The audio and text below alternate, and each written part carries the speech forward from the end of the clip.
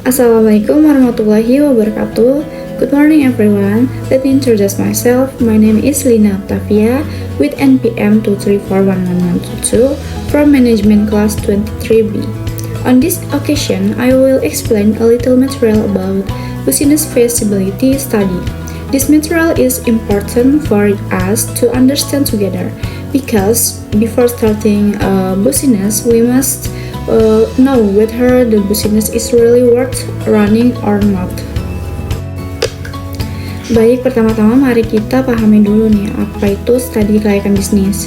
Jadi, studi kelayakan bisnis itu adalah proses analisis yang dilakukan secara mendalam untuk menilai apakah suatu ide bisnis tersebut benar-benar layak atau tidak untuk dijalankan.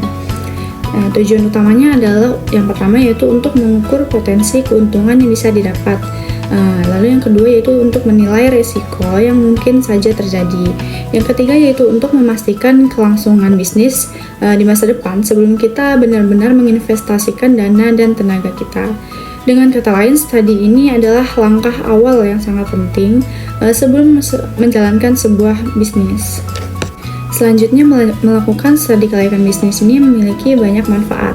Di antaranya, yang pertama yaitu memastikan ide bisnis sesuai dengan kebutuhan pasar.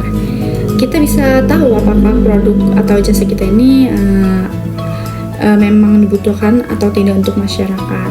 Yang kedua yaitu untuk membantu dalam perencanaan operasional mulai dari bagaimana cara produksi, pemasaran, hingga strategi manajemen bisnis. Semua akan lebih terarah. Yang ketiga yaitu untuk menjadi acuan dalam penyusunan proposal bisnis. Hal ini penting jika kita ingin menarik investor atau mendapatkan pinjaman modal usaha. Yang keempat yaitu untuk menilai kekuatan dan kelemahan bisnis sejak awal. Dengan begitu, kita bisa menyiapkan strategi untuk mengatasi kelemahan dan memanfaatkan kekuatan bisnis yang kita miliki.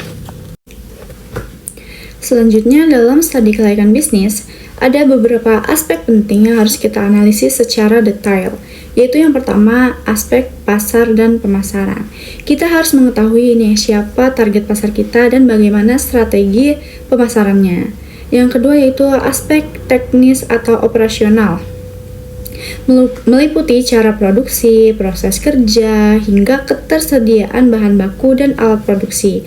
Yang ketiga yaitu aspek keuangan, menghitung biaya yang dibutuhkan, proyeksi keuntungan, serta kelayakan dari sisi finansial. Yang keempat itu aspek hukum dan legalitas. Itu memastikan bisnis kita ini sudah memenuhi atau belum semua aturan dan perizinan yang berlaku. Dan yang kelima yaitu aspek sumber daya manusia atau SDM, menilai kesiapan tenaga kerja dan kemampuan manajemen tim dalam menjalankan bisnis. Yang keenam yaitu aspek lingkungan dan sosial, mengkaji dampak bisnis kita terhadap lingkungan dan masyarakat sekitar. Apakah membawa manfaat atau justru merugikan? Semua aspek di atas ini penting untuk dipertimbangkan agar bisnis berjalan dengan lancar dan berkelanjutan. Selanjutnya, berikut ini adalah tahap-tahapan dalam melakukan studi kelayakan bisnis. Yang pertama yaitu penemuan ide bisnis tahap awal. Kita harus menentukan dulu nih ide bisnis apa yang kita inginkan atau kita jalankan. Yang kedua yaitu pengumpulan data, mengumpulkan semua data informasi yang berkaitan dengan ide bisnis, mulai dari data pasar, keuangan, teknis, hingga hukum. Yang ketiga yaitu analisis dan evaluasi tiap aspek. Semua data yang sudah terkumpul kemudian dianalisis satu persatu sesuai dengan aspek yang sudah dijelaskan tadi. Dan yang keempat yaitu pengambilan keputusan setelah semua aspek dianalisis. Kita tentukan apakah bisnis ini layak dilanjutkan atau tidak. Yang kelima yaitu penyusunan laporan studi kelayakan. Hasil dari analisis ini dan keputusan tadi dibuat dalam bentuk laporan resmi yang bisa dijadikan acuan saat bisnis sudah mulai dijalankan.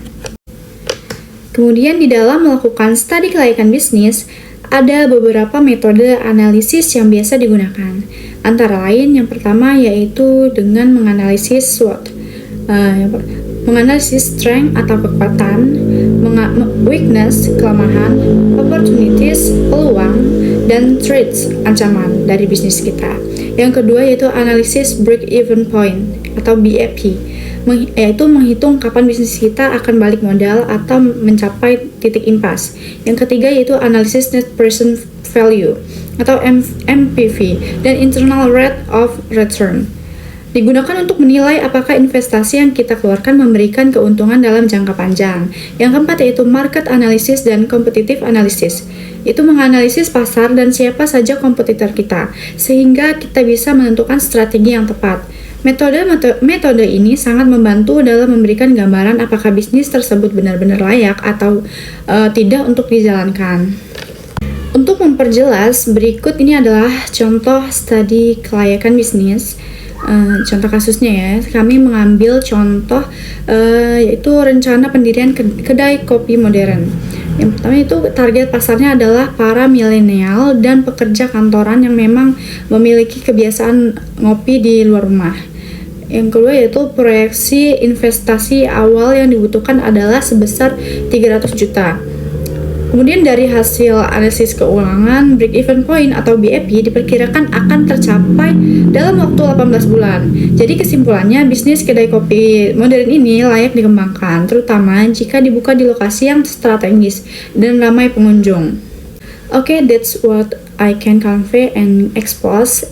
Hopefully it will be useful and can add insight to all of us. Thank you for your attention. Wassalamualaikum warahmatullahi wabarakatuh.